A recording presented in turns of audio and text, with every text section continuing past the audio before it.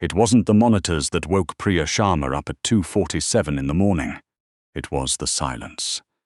She had been a pharmacy technician at Vancouver General for 3 years, long enough to know that silence in the pediatric oncology ward wasn't peace. It was a held breath.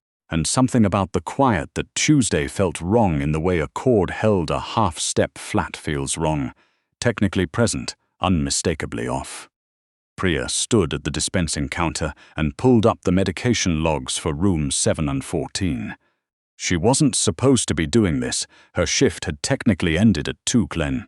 She'd stayed because the vending machine on the 4th floor still had the barbecue chips she liked.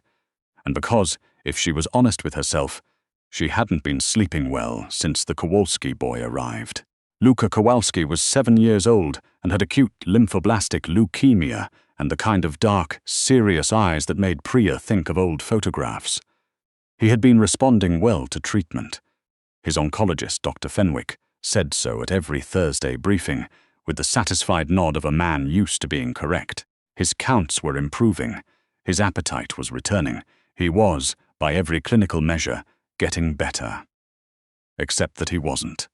Priya had noticed it first 11 days ago, a small discrepancy between the methotrexate dosage logged in the dispensing system and the amount actually drawn from the vial.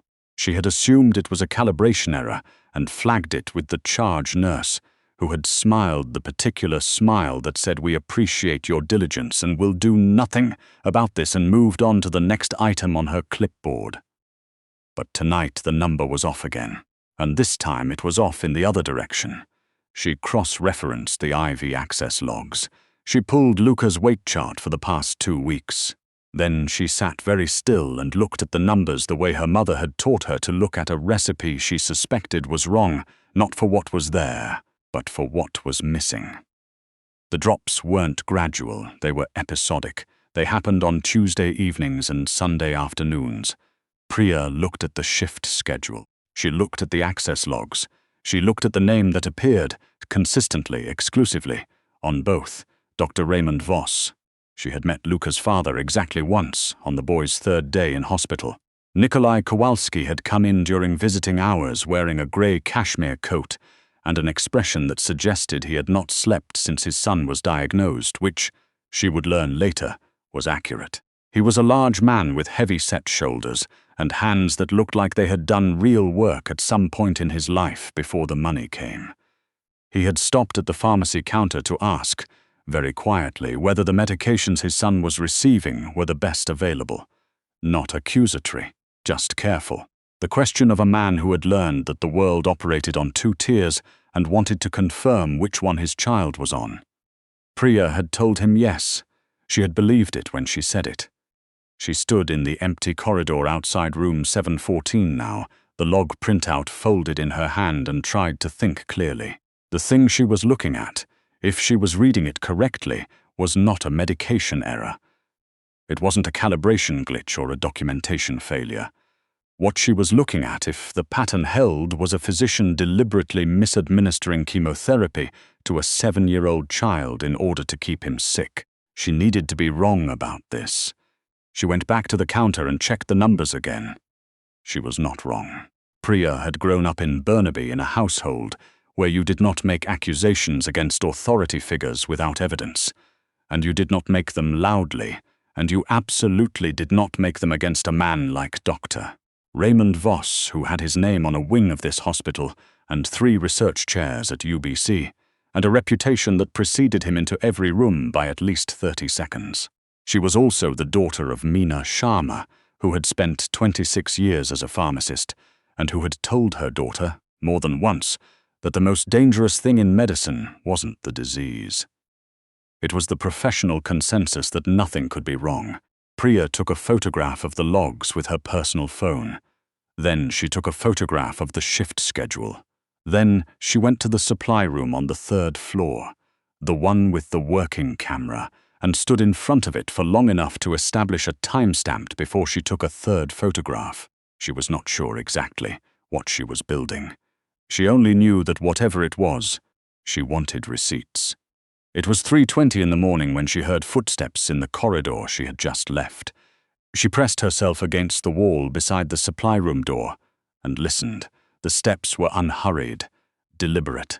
They stopped outside 714, and she heard the specific soft click of a keycard reader, a physician's access, not a nurse's, and then the door opened and closed. Priya stood very still and breathed through her mouth. She waited 4 minutes, she counted. When the door opened again, the footsteps moved back toward the elevators with the same unhurried pace. She waited until she heard the elevator arrive and depart. Then she went back to the dispensing counter and pulled up the real-time IV monitoring feed for room 714. At 3:21 a.m. there had been a manual override on Luca Kowalski's methotrexate drip. The dosage had been adjusted downward by 40%. She did not go to Dr. Fenwick. She had considered it briefly. But Fenwick and Voss had co-authored 3 papers and shared a sabbatical year in Zurich and golfed together on Sundays, which she knew because the nursing staff talked about it the way people talked about things they found mildly irritating. She could not walk into that particular professional friendship with a printout and expect anything other than to be gently managed out of the conversation. She did not go to the charge nurse, who had already managed her once. She thought about the hospital's patient advocacy office, which operated Monday through Friday 9 to 5, and was not available at 3:30 in the morning when a child's drip was being tampered with. She thought about Nikolai Kowalski. She had been trying not to think about Nikolai Kowalski, because what she knew about him, the kind of thing you heard, working in a hospital in Vancouver where certain patients received certain quiet courtesies from administration, suggested that thinking about him came with consequences. The grey cashmere coat, the 2 men who waited in the corridor during every visit and never sat down. The way conversations seemed to lower in volume when he walked past the nursing station, not because he was menacing, exactly, but because people intuited that the space around him operated by a different set of rules. There were names for men like Nikolai Kowalski. Most of those names were not said aloud in polite company. Priya looked at the photograph on her phone. She looked at the adjusted dosage reading on the monitor. She looked at the hallway that led to the elevator, that led to the 4th floor, where Nikolai Kowalski was. She knew almost certainly still awake in the family lounge, because he was never not awake in the family lounge. She picked up her phone and went to find him. He was sitting by the window with a paper cup of coffee that had gone cold. The Vancouver skyline glittered outside, the bridge lights catching on the water, indifferent and beautiful the way cities were at 3 in the morning. He looked up when she came in. "Miss Sharma," he said. He remembered her name. She found that she was not surprised. "Mr. Kowalski." She kept her voice low, not because she was afraid, but because some instinct told her that this conversation required it. "I need to show you something. I need you to look at it carefully before you react." He set the coffee cup down.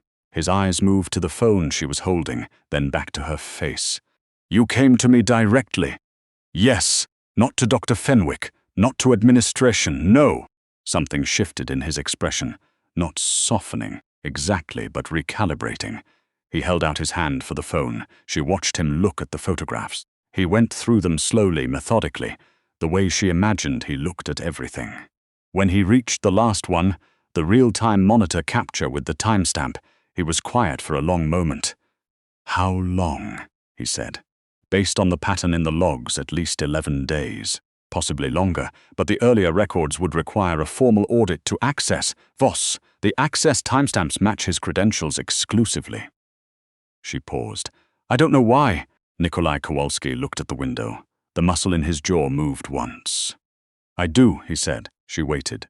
"There is a business matter," he said, choosing the words with the care of a man who understood that precision was a form of protection. "Someone who would benefit from my attention being occupied.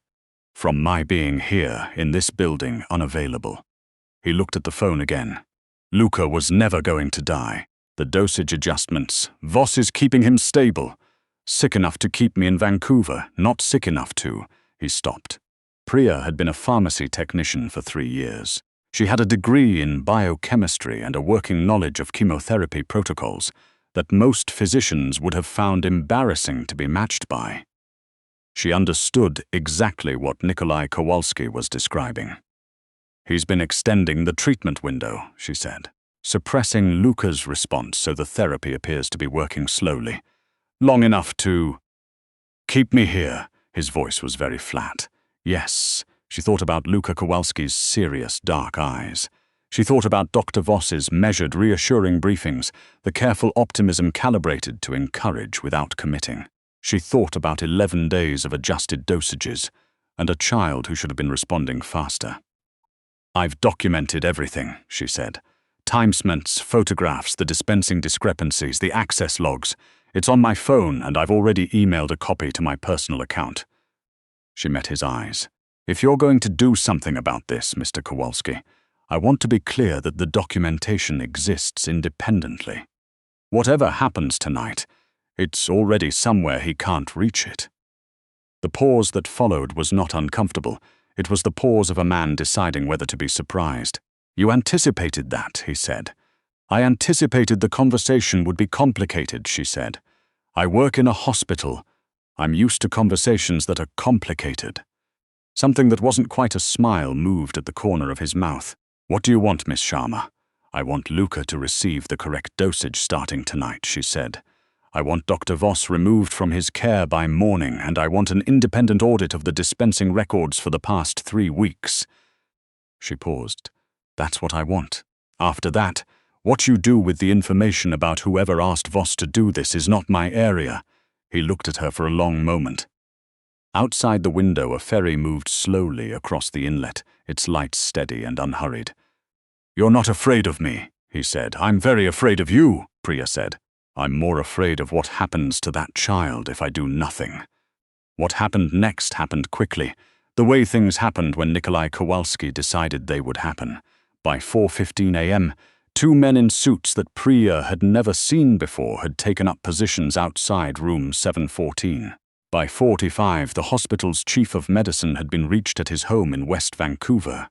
She heard later that the call had lasted 6 minutes, and by 5:30, Dr. Raymond Voss arrived at the hospital for what he believed was an early patient check, and found instead Nikolai Kowalski and the chief of medicine and a security officer waiting for him in the consultation room off the 4th floor. Priya did not witness this. She was in the pharmacy, adjusting Luca's IV protocol under the supervision of a second oncologist who had been called in from home and who asked very few questions about how the discrepancy had been discovered and seemed, she thought, to prefer it that way. She reset the methotrexate to its correct dosage. She checked the calibration twice. She initialed the log at 5:22 a.m. and stood for a moment with her hand on the counter, feeling the particular exhaustion of having been right about something you desperately wanted to be wrong about. She heard later that Voss had attempted to claim documentation error, that the access log photographs, particularly the third one, time-stamped against the supply room camera, had made that position difficult to maintain, that when Nikolai Kowalski had produced, through channels she did not want to examine too closely, records of communication between Voss and a man named Brett Harrington, who ran a competing import firm and who had, apparently, found it useful to have Kowalski anchored in Vancouver for the past 11 days. When all of that came out in the consultation room on the 4th floor at 5:30 in the morning, Dr. Raymond Voss had stopped speaking entirely and had not started again. Brett Harrington's situation, she understood, was resolved through means she was not privy to and did not ask about. Voss was suspended pending a College of Physicians review. The audit she had requested was initiated. The charge nurse who had smiled at her 11 days ago sent her a message the following afternoon that read, "You were right to flag it," and Priya read it twice and then put her phone in her pocket and went back to work. Luca Kowalski began responding to treatment within 4 days of the corrected dosage. Dr. Fenwick presented the improvement at Thursday briefing with the satisfied nod of a man who attributed it to the efficacy of the protocol, which Priya supposed was not entirely inaccurate. She saw Nikolai Kowalski once more 3 weeks later, on a Thursday afternoon. She was coming off shift, and he was in the corridor outside 714, talking to one of the nurses. He looked different than he had at 3:30 in the morning, less compressed somehow, as though the particular tension that had been holding his shoulders up had been given somewhere to go. There was color in Luca's cheeks, she noticed, through the room's small window. He was drawing something on a sketch pad, bent over it with the absorbed concentration of a child who had recently remembered that the world contained things worth drawing. Kowalski stepped out of the nurse's way and noticed Priya. "Miss Sharma," he said. "Mr. Kowalski." She kept walking, because the shift had been long and she was tired. Then she slowed. "How is he?" "Better." The word landed simply, without qualification, without the careful clinical optimism she had grown used to hearing, just the unguarded fact of it. "The doctor says another 3 weeks, maybe 4. "Good," she said. She meant to leave it there. She almost did. But there was something in the way he was standing. Still large. Still the man who had made a phone call at 4:00 a.m., that had rearranged the morning for the chief of medicine and, presumably, the rest of Brett Harrington's professional life. That was also, unmistakably, just a father standing outside his sick child's hospital room. "He's going to be fine," she said. Not as a clinical assessment, as what it was, a person telling another person the true thing.